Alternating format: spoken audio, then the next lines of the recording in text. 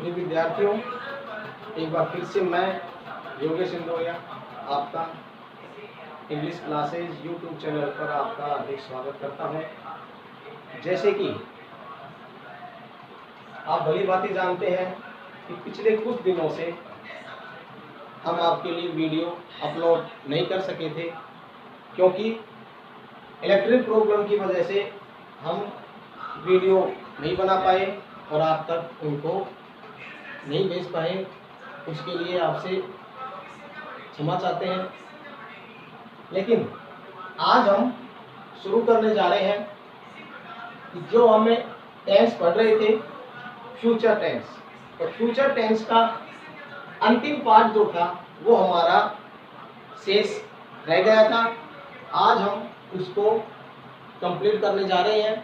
तो आइए शुरू करते हैं फ्यूचर परफेक्ट कॉन्टिन्यूअस टेंस। मेरे विद्यार्थियों, जैसा कि आपको पता है, फर्स्ट में हम देखते हैं इसकी आइडेंटिटी, पहचान। हमें पता है, इसमें देखेंगे कि हिंदी के सेंटेंस जो होते हैं उनमें से रहा होगा,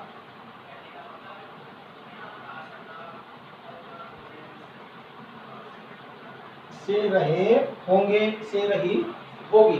तो ये जो सेंटेंस होते हैं, यानी कहने का मतलब रहा होगा, रही होगी, रहे होंगे, ये जो हिंदी के जो शब्द होते हैं ये आपको इस टेंस के अंतर्गत मिलते हैं। और जैसे कि हम इससे पहले पढ़ चुके हैं कि समय के साथ, यानी टाइम विद टाइम, इसमें हमें एक से शब्द दिया हुआ होता है जो हमें मिलता है। हालांकि फ्यूचर कंटिन्यूअस टेंस हम पढ़ चुके हैं, उसमें भी रहा होगा, रही होगी, रहे होंगे सेम पहचान होती है, आइडेंटिटी होती है, और इसी में भी रहा होगा, रही होगी। बट इसमें हम देखेंगे कि समय के साथ या फिर टाइम वर्ड आपको से शब्द इसमें मिलता है, तो उस टेंस को हम फ्यूचर परफेक्ट कंटिन्यूअस टेंस कहते हैं। तो आइए सबसे पहले इसका देखिए यूजेज या मीन्स। जैसे कि हम अक्सर बताते हूं मैं आपको, मीन्स का मतलब क्या होता है कि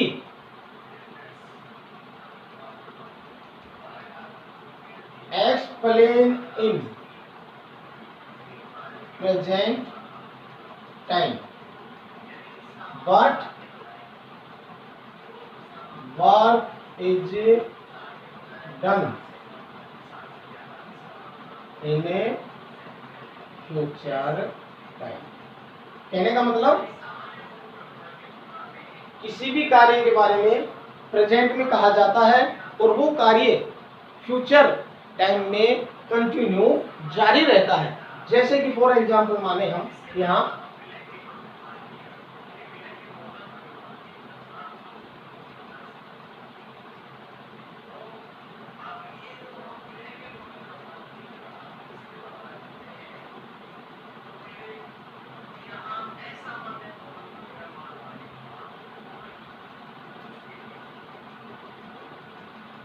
वह, या हम इसकी जगह लिखते हैं कोई भी नेम, सीता, मीता, कुछ भी। जैसे मान लीजिए सीता नाम की लड़की है या वह, अब वो प्रेजेंट में है फिलहाल, और वो ये कह रही है कि वह कल सुबह से किताब पढ़ रही होगी। तो कहने का मतलब क्यों कह रहे को प्रेजेंट में कह रही है, अभी फिलहाल कह रही है कि जब आप उसे कल देखेंगे ना, कि जब आप उसे कल देखोगे तो आप क्या देखेंगे कि वह किताबें पढ़ रही होगी सुबह से।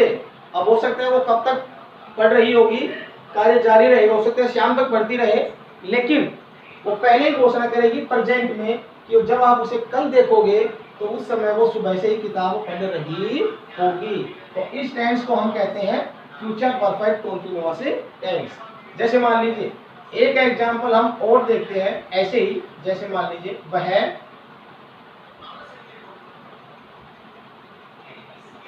किताब,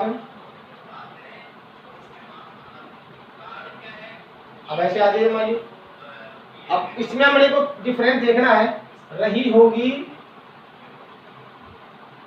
रही होगी, ऑब्जेक्ट सेम है, वर्ब जो है सेम है, बट इसमें हम देखेंगे कि ये जो है एग्जाम्पल ये फ्यूचर कंटिन्यूअस का होता है और ये फ्यूचर परफेक्ट कंटिन्यूअस का है, क्योंकि इसमें हमने देखा है कि जो टाइम वर्ड है ये टाइम वर्ड ये से सब जो है ये टाइम के साथ दिया हुआ है, तो इस टेंस को हम कहते हैं future perfect continuous tense. Clear है?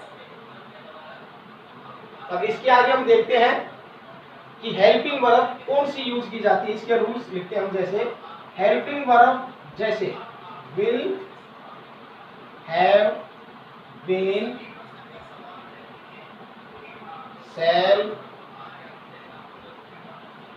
Have been. Dear students, helping verb हम देख रहे हैं कि इस टेंस में केवल 2 हेल्पिंग वर्ब होती हैं, विल और शैल, जो दोनों हम वो यूज करते आए हैं और उन्हीं के साथ साथ कुछ शब्द उनके आगे ऐड होके चलते रहे हैं। जैसे will be, will have, shall have. अभी हम देखेंगे कि एंड में बीन और ऐड हो चुका है। इसका हमें पता है कब कब इनको यूज किया जाता है, लेकिन फिर भी हम इसको रिवाइज करते हैं। आई बी, इनके साथ आप shall, have been, he, she, you, we, sorry we मैंने यहाँ लिख दिया, दे या प्यूर सब्जेक्ट हो, इनके साथ ये पहले भी हम पढ़ चुके हैं, यहाँ आप विल हैव बीन यूज करेंगे। नेक्स्ट हम देखते हैं वर्ब। मेन वर्ब में क्या यूज होता है, तो यहाँ आप लिख सकते हैं बिफोर, या हम कह सकते हैं कि मेन जो वर्ब होती है उसके अंदर आईएनजी प्लस हो जाती है। तो विद्यार्थियों ये इसके रूल्स हो गए, एक बार फिर से रिवाइज करते हैं। इसमें आपको डिफरेंस समझना होगा, क्योंकि आप समझ भी गए होंगे, क्योंकि ऐसे ही टेंस हम 2 पहले पढ़ चुके हैं और दोनों ही टेंसों में ऐसा हमारे सामने क्वेश्चन आया है। तो जैसे टाइम के साथ से सब रहा होगा, रही होगी, और एज इट इज यही सेम आइडेंटिटी जो होती है, पहचान होती है, फ्यूचर कंटिन्यूअस में टेंस में भी दी जाती है। इसका यूजेज या मीन्स हम समझ रहे हैं कि कोई भी कार्य की किसी सब्जेक्ट के द्वारा घोषणा प्रेजेंट में की जाती है, उसका अनाउंसमेंट वो प्रेजेंट में करता है, बट वो कार्य फ्यूचर में जारी रखता है। तो ऐसी कंडीशन जब होती है तो उसको हम फ्यूचर परफेक्ट कंटिन्यूअस टेंस कहते हैं। हेल्पिंग वर्ब देखेंगे आप, विल हैव बीन और शैल हैव बीन। यदि सब्जेक्ट आई बी तो शैल हैव बीन यूज करना है। If subject he, she, you, they या प्यूर सब्जेक्ट होगा तो विल हैव बीन यूज करेंगे आप। और वर्ब के अंदर आप देखेंगे कि जो मेन वर्ब होती है उसके अंदर आईएनजी यूज करते हैं, ऐड कर देते हैं, या फिर हम इसको B4 के नाम से भी जानते हैं, जो आप शायद अभी अच्छी तरह से पहचान गए हैं। इसके आगे हम देखते हैं, इसका स्क्रीनशॉट आप ले लीजिए। फिर जो फॉर्मेट होते हैं ऑल सेंटेंस के वो हम लिखते हैं।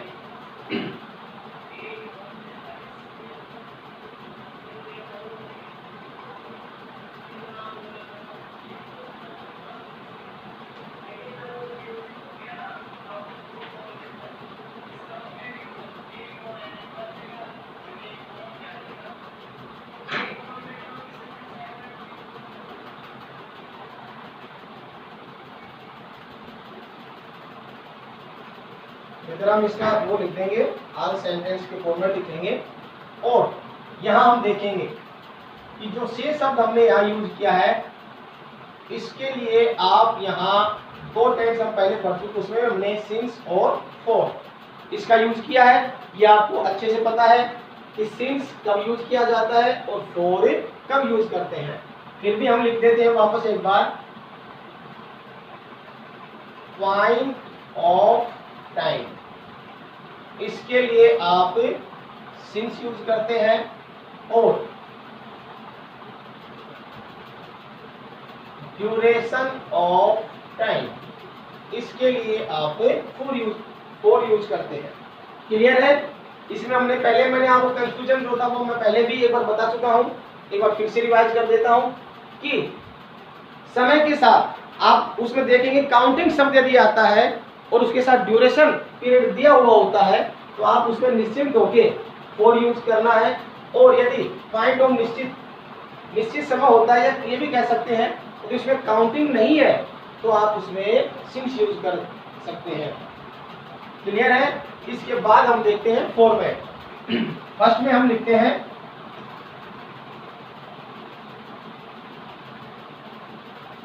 सिंपल सेंटेंस, यानी साधारण वाक्य। इसका फॉर्मेट क्या होगा? इसका फॉर्मेट लिखते हैं, देखिए सबसे पहले सब्जेक्ट, उसके बाद हम लिखेंगे विल हैव बीन या शैल हैव बीन, उसके आगे आप लिखोगे बिफोर,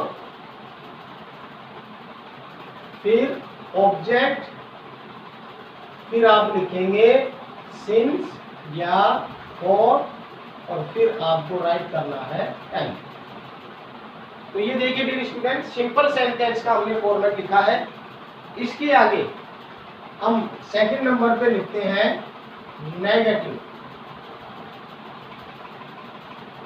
नेगेटिव में आप देखेंगे सब्जेक्ट विल, शैल, अब जो नोट के साथ है यहाँ पर हैव बीन यूज करना है आपको, यानी नोट हैव बीन यूज हो जाएगा, क्योंकि हमें पता है कि जो नोट होता है वो हमेशा थर्ड नंबर पे हमें यूज करना होता है। नेक्स्ट बिफोर, यानी वर्ब के अंदर आईएनजी, बिफोर के बाद नेक्स्ट ऑब्जेक्ट, सिंस, फॉर और टाइम। तो ये हमें यूज करना है। देखिए दो सिंपल और नेगेटिव का हमने फॉर्मेट लिखा है। एग्जाम्पल हम इसका एक साथ कर लेंगे। इसके आगे हम लिख देते हैं इंटेरोगेटिव। इंटेरोगेटिव सेंटेंस का जो फॉर्मेट होगा वो कैसे यूज करना है आपको हमें देखेंगे। फर्स्ट में विल, शैल, हेल्पिंग वर्ब से विल शैल यूज हो रहा है। विल, शैल, यहां आप लिखेंगे सब्जेक्ट हैव बीन, उसके बाद बिफोर, फिर आप राइट करेंगे ऑब्जेक्ट, फिर हमारा एंड में सिंस, फॉर और एंड में टाइम और क्वेश्चन साइन। ये हमने लिखा है इंटरोगेटिव का।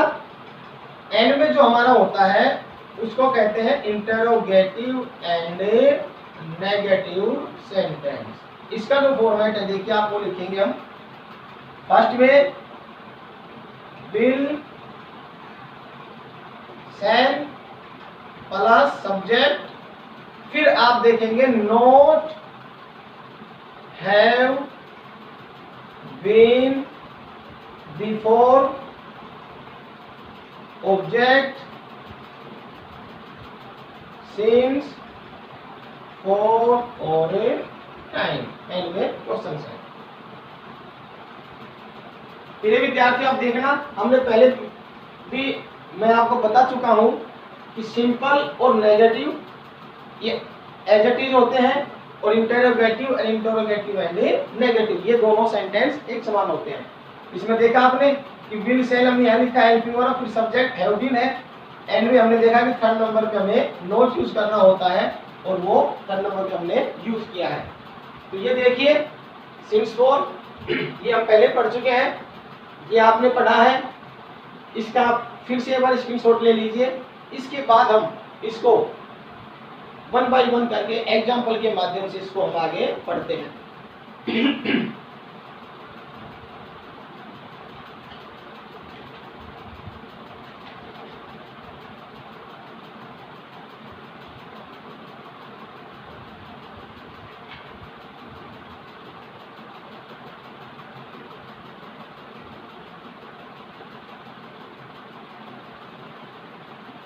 ये आज हमारा इस टॉपिक का अंतिम पार्ट है।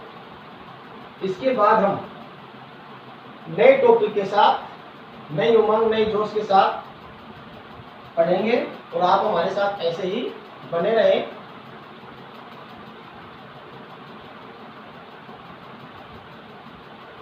अब विद्यार्थी हम यहाँ देखते हैं सिंपल सेंटेंस का एग्जाम्पल। फर्स्ट में हम लिखते हैं वह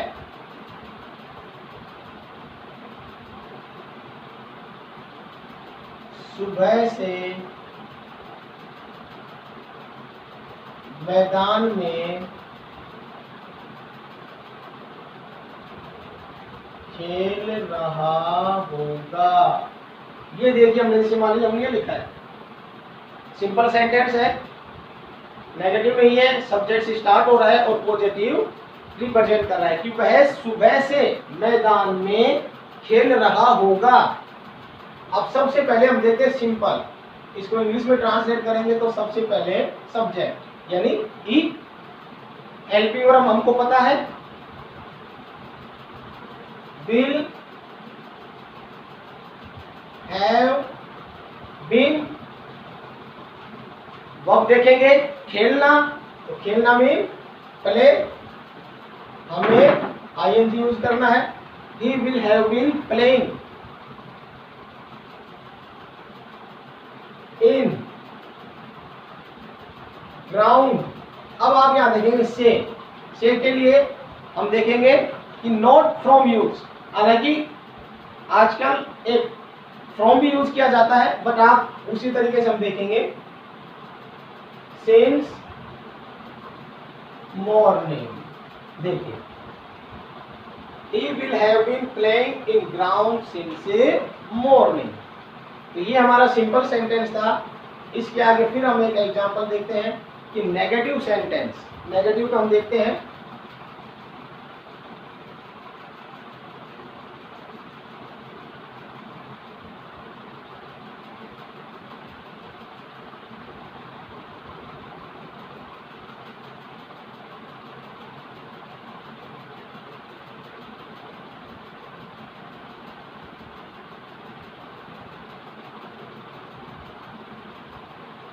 ये देखिए हमारा नेगेटिव सेंटेंस हो गया कि राम 2 घंटे से किताब नहीं पढ़ रहा होगा। तो यानी नेगेटिव सेंटेंस है, क्लियर है। सबसे फर्स्ट में हम देखेंगे सब्जेक्ट राम, हेल्पिंग वर्ब वही सिंगुलर है तो हम यूज करेंगे विल हैव बीन। वर्ब देखेंगे पढ़ना यानी रीड, ing यूज करना है हमको, रीडिंग सॉरी। नेगेटिव सेंटेंस है will not have been,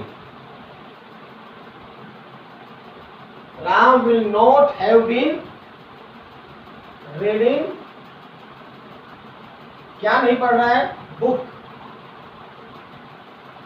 अब आप देखेंगे से 2 घंटे, यानी मैंने आपको बताया था काउंटिंग और उसके साथ ड्यूरेशन से होता है टाइम का, तो हम निश्चित होकर उसमें 4 यूज करें। जैसे हमने देखा था यहाँ काउंटिंग नहीं है, यहाँ काउंटिंग है तो 4 2 आवर्स।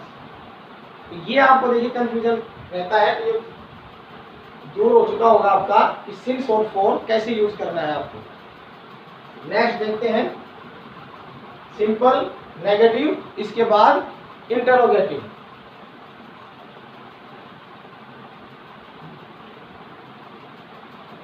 क्या मैं या हम,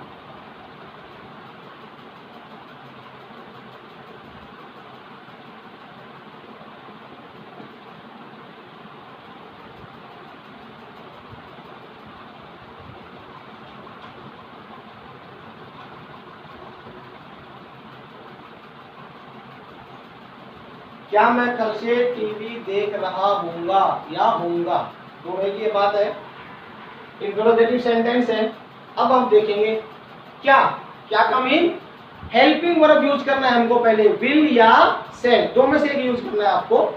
तो फर्स्ट में आप देखेंगे हेल्पिंग वर्ब क्या यूज करना है, सब्जेक्ट मैं, तो हमें पता है आई के साथ सेल यूज करना है आपको। यहां आप लिखेंगे shall I been, sorry have been. अब क्या कर रहा है, देखना। अब इसमें देखिए मैंने आपको बताया था 3 या 4 वर्ब मैंने बताई थी आपको देखने के लिए। लुक भी देखना, वॉच भी देखना, गेज, तो ये सारी वर्ब होती है सी। बट अब यहाँ देखेंगे टीवी यानी स्क्रीन, जहाँ स्क्रीन शो होता है, स्क्रीन के ऊपर अगर कोई कार्यक्रम देखते हैं आप, स्क्रीन पे हम कोई भी कार्यक्रम देख रहे हैं तो उसके लिए वॉच। तो आप यहाँ हम राइट करेंगे वॉचिंग टीवी।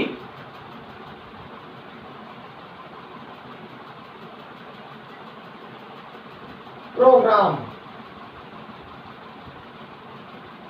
कल से, सिंस टुमारो। देखिए टीवी के लिए मैंने आपको बताया था कि जब तक, क्योंकि हमें पता है कि टीवी केवल एक बॉक्स होता है, उसको नहीं देख रहे होते हैं हम। टीवी के लिए मैंने विद्यार्थी पहले बताया था आपको कि टीवी या कोई भी इलेक्ट्रॉनिक जो यंत्र होता है जिसको हम सुन सकते हैं या उसको कुछ कार्यक्रम देख सकते हैं, तो उसके लिए हमें प्रोग्राम जो शब्द होता है वो राइट करना होता है, वो यूज करना होता है, क्योंकि तभी हमारा जो सेंटेंस होता है वो कंप्लीट माना जाता है। चाहे तो जैसे हम यहाँ टीवी लिख सकते हैं, तो टीवी को बंदा क्या देखेगा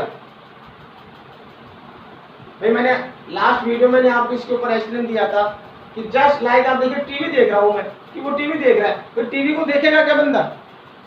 टीवी तो एक बॉक्स है, अगर उस पर स्क्रीन प्ले नहीं हो रहा, आप उसको ऑन नहीं करते हैं, तो टीवी तो ये ब्लैक एंड व्हाइट की तरह वो शो होता रहेगा ही, उसको क्या देखेगा वो?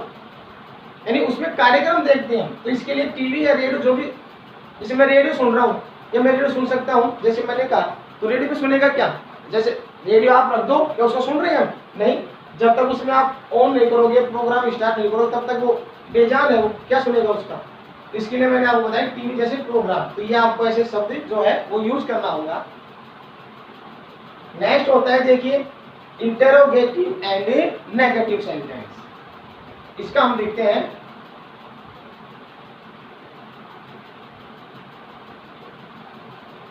क्या मोहित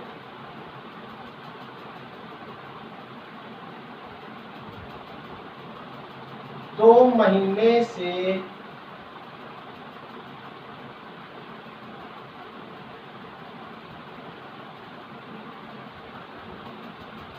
उस विद्यालय में पढ़ा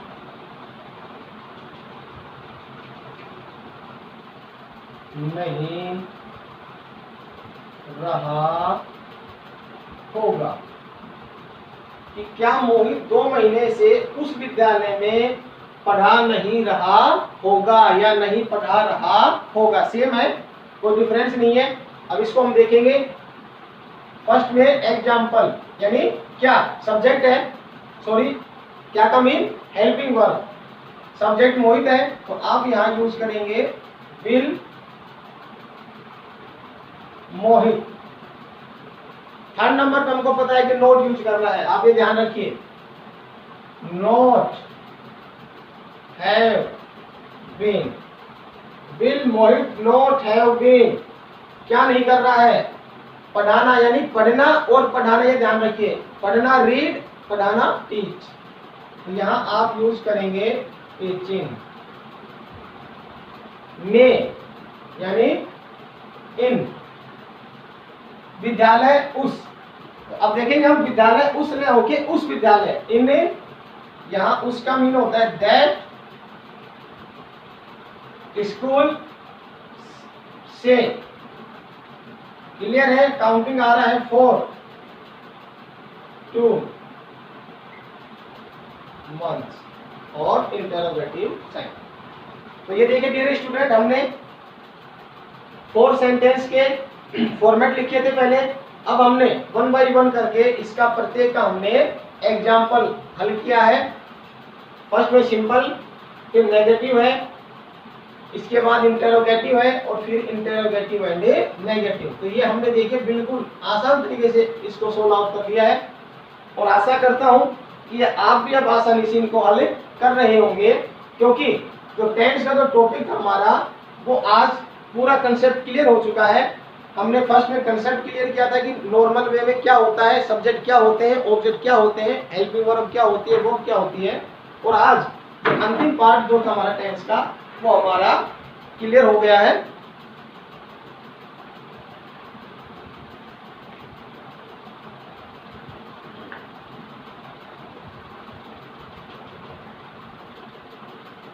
सॉरी, मैंने आपने शायद स्क्रीनशॉट ले लिया होगा। एक एग्जाम्पल वो लिखता हूं मैं, आप देखिए।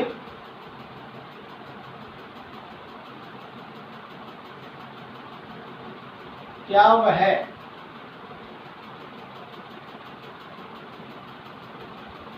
2 वर्षों से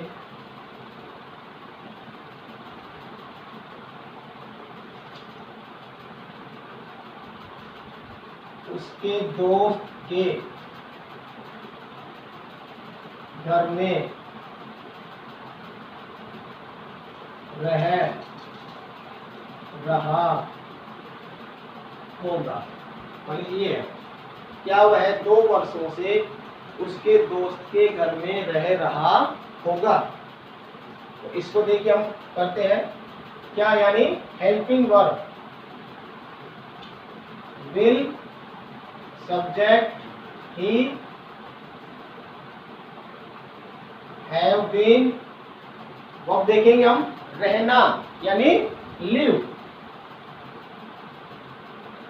लिविंग। आप देखेंगे ये हम पहले पढ़ चुके हैं लिव, यानी इसके एंड में ई आता है।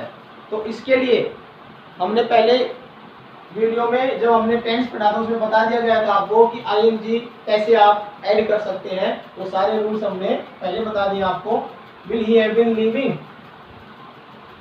इन, उसके दोस्त के घर। अब देखेंगे इसमें आप वापस कैसे, in house of his friends ऐसे भी कर सकते हैं, या इन हिज फ्रेंड्स हाउस कैसे भी आप लिख सकते हैं। इन हिज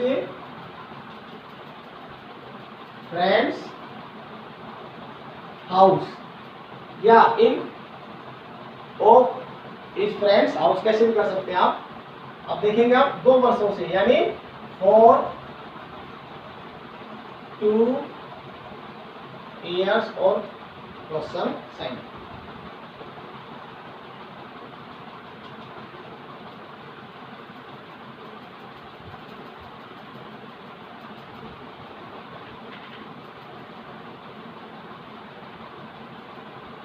प्रिय विद्यार्थियों, आज टेंस का जो हमारा टॉपिक था वो आज हमारा समाप्त हो चुका है। और अब आप घर पे इन सारे वीडियोज में हमने टेंस 1 बाय 1 करके आपको पढ़ाए गए हैं। आशा करते हैं कि आपको ये समझ में आया होगा। और आपसे निवेदन भी कर रहे हैं कि प्रत्येक टेंस को भी प्रैक्टिकली पढ़ने के लिए आप जो हमारे पहले के वीडियो हैं आप उनको अवश्य देखें। यानी प्रत्येक एक वीडियो के अंदर हमने आपने देखा होगा एक ही टेंस को हमने इंक्लूड किया हुआ है, ताकि आपको स्टडी में किसी तरीके की कोई भी प्रॉब्लम ना हो। और कल से हम एक नई उमंग, नए जोश के साथ, नई आशा के साथ, नए टॉपिक के साथ आपसे मिलते हैं। और तब तक के लिए मैं आपसे विदा चाहता हूं और आशा करता हूं कि बीच में जो 3-4 दिन हमारा पढ़ाई जो बाधित हो गया था, तो इसलिए आशा करते हैं कि आगे से ऐसा अगर कोई टेक्निकल प्रॉब्लम नहीं होती है तो आप और हम लगातार कंटिन्यू एक साथ एक दूसरे के साथ बने रहेंगे। तब तक के लिए धन्यवाद।